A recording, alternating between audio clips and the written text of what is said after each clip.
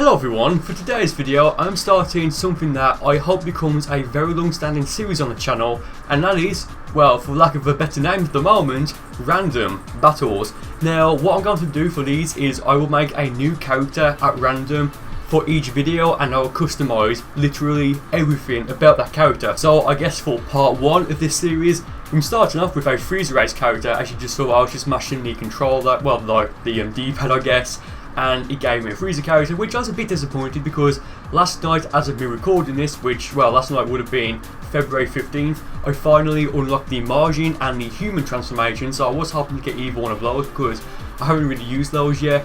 But yeah, I did get the freeze race character, and the way I'm selecting everything here, and this applies for the clothing and the attacks later on, is that I'm looking at my clock in my room and like I'm waiting either anywhere between 5 to 15 seconds while pressing either down or up on my PS4 controller, and after that time is up I just click X, and that's how I'm just randomly selecting these. Like I'm not actually looking at the screen while I'm selecting them. And on each of these videos I will have a link in the description which will take you to my unlisted channel where I just uploaded the footage directly of me creating the character, the move sets and all that stuff, so you do actually know that it is actually indeed random. So as we go into the very first fight for this series, and of course for this video, my opponent does pick Goku, and I do think he's a new player because it's the Goku with just energy charge and not the full power or maximum charge, so it's not really the best character to use because of that in my opinion.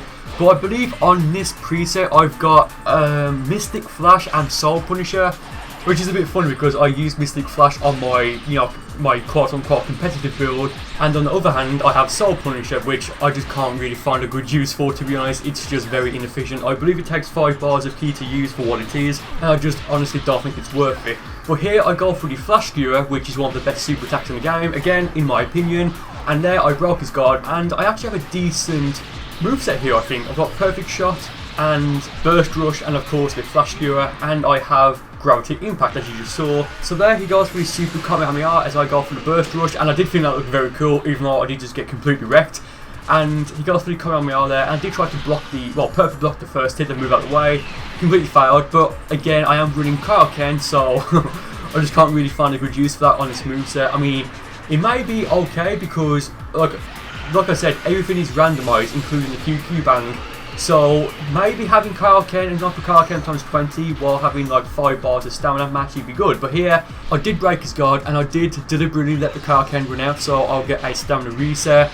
I mean, he does a bit of damage on me, but it's nothing too special to be honest, so I kind of get a free stamina reset. But here I do vanish, but that's, even though I did just get a stamina reset, I did use like 2 bars of stamina like pretty much immediately. I think I went for the Gravity Impact or whatever it's called. Like there's just too many attacks here. Yeah, Gravity Impact. And now I go for the Flash Skewer, and here I was thinking like I want to finish him off with the Flash Skewer because it's a very cool looking attack.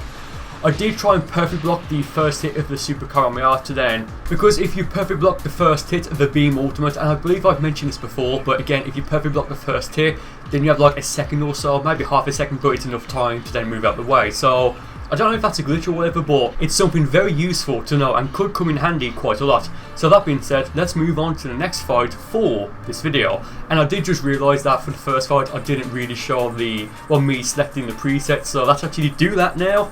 So as you can see, my opponent this time has picked another cast character, which is Vegeta, and oh man, it's Vegeta, one of the best in the game. Well, I mean, he's not a terrible character to play as online, but for me personally, I've said this before, when someone plays as Gogeta or Vegeta in Xenoverse 2, I seem to always have a bit of trouble fighting them. I don't know why, I mean, whatever. But I did also for my 7th preset, I don't know if I, just totally forgot to, so I was laughing at the glitch there, like when I went for the throw, the glitch there. But for my 7th preset, I don't know if I just forgot or if it was actually random, but I don't think it was, but I did, like, it's only got a super, so it's got no supers, no ultimates, no transformation, or no evasive. I don't know what the hell I did there because, I just must have completely zoned out because it was a bit boring just like doing it for like 10 minutes just to select the outfits at random and everything else like that. So yeah, he has picked Vegeta, so I do need to rebuild my game here.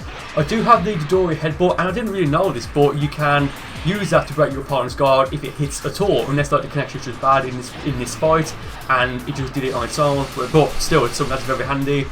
So I did turn golden, and that, you know, I baited him into turning Super Saiyan. I did go for the homing dash, and I think it did hit him, but it just didn't, you know, break his guard, so that sucks for me. I got for instant transmission as he, well, just before he went for the homing dash, so I was safe there. He got for Spirit Sword, and it didn't hit me, but it still stunned me, so that sucks for me. I go for just a basic combo here, because I really just want to make sure that I drain his stamina. And it was at this point where I actually found out that you could use the Dodoria headbutt to break your opponent's guard, because if I knew that, I probably wouldn't have used it at that point, because, well, as you saw, he only had like, what, half a bar of stamina, if that. So because of that, he does have a full bar of stamina now. Now granted, I would say I have a bit of an advantage over him, but he does have more stamina than me, even though he's used some of his. Yeah, we have roughly the same amount of ki. I have 5 bars altogether, and he can have 6, I believe. So yeah, that does suck for me, kind of, because again, Vegeta, I just always have trouble fighting him, but he goes for a second Spirit Sword there. I got for a second homing dash, and I thought I would have been able to hit him in time, but no, I just wasn't fast enough to break his guard. But another attack I'm running on this preset, and it's really useful, is the time skip backbreaker. So that will really help me out. As you just saw, if you like was actually looking at my moveset there, I don't have a second ultimate on this particular moveset, because again, it's totally random. So yeah, I mean, that's what I love about this idea. It could either go terribly wrong for me, or it could just be okay, like what this moveset is, or I could get like amazing luck and get like all the good attacks in the game. But I did drop out to the garden form there, and I'm not really sure why. Looking back, I may have misclicked and wanted to go for the elegant blaster. But yeah, that just sucks for me. But given there's like, what, 10 seconds left, I should probably not go back into my Golden Evolution now, because I simply won't have enough time to actually beat him without, you know, the time running out and getting a win that way. But that's something I do find a bit annoying about this, because I will be making a brand new character, unless you guys want to use my old characters. But for the most part, for this series, I'll be making a brand new character for each video, so it's completely random. So because of that, I just won't be able to do that much damage compared to, for example, if I use my main level 85 Burcol character. But because the time did run out just, I decided to give him a rematch, and he picked Super Gogeta. And I kind of wish I didn't give him a rematch, because he does kind of get a bit cocky and desperate at the same time, if that makes sense. I mean, I'll elaborate further as we continue through the fight, but he does like kind of spam, or is a bit heavy on using the Soul Punisher or the Punisher Drive. Christ, just Cut Stardust Breaker, like the super version of it. So given that I only have like 5 bars of stamina as well, like that's going to really suck for me. But later on as well, he does like just stand still waiting for me to dash into him or to rush him, and then he goes for the Ki Blast Cannon. Now I think right here, like he's just charging up, like that's just a bad move on his end. So I hit him with the Gigantic Omega and go for the Murder Grenade, which I love that attack. And right there, he's just standing completely still, and I go for the Tyrant Lancer, and he tried to go for the Ki Blast Cannon there, but it just completely failed, and I hit him with the Tyrant Lancer. And I don't know if he's actually cocky or he's just trying to play in the style of what Gogeta is, because when we see him in Fusion Reborn, he's a complete badass. But there, after the clash, he goes for the Punisher Drive, and I go for the homing dash there, but it completely fails, and there's wasted 1 bar of stamina, so that sucks for me. But I do vanish here as he goes for the Ki Blast Cannon, and I make him vanish again, but like you can see how bad the connection is. And I don't think the connection is bad between the two of us, I just think the servers are bad at the moment in Xenoverse 2, because like I hit him as he went for the Punisher Drive, or Soul Punisher, whatever it's called. Christ, I hate that name. But yeah, he went for this super Kamehameha there, and I decided not to go for the homing dash, because if I did and broke his guard, then I definitely wouldn't have been able to finish him off by the time his stamina recovered, so I'll be making more work for myself if he did have his full stamina recovered. So, I mean, right now, like, it's a good call on my end, because he barely has any stamina. So here, I hit him and go for the Blaster Shell, and that completely fails. I just thought that camera angle was a bit funny, how it continually changed. And right there, again, he went for the Ki Blast Cannon as I dashed into him. Look, I could kind of see he's going to do something similar to that. I wasn't really expecting him to go for the Ki Blast Cannon there, but, I mean, it worked for me, because I just made him use 1 bar of Ki.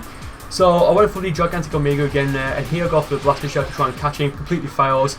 And I do believe it's at this point, I'm not too sure, but he goes for quite a few Punisher Drives, because again, I just think he's getting a bit desperate, I'm not too sure. But he went for the Ki Blast Cannon again there, and I didn't really notice it, like, as I was on the floor.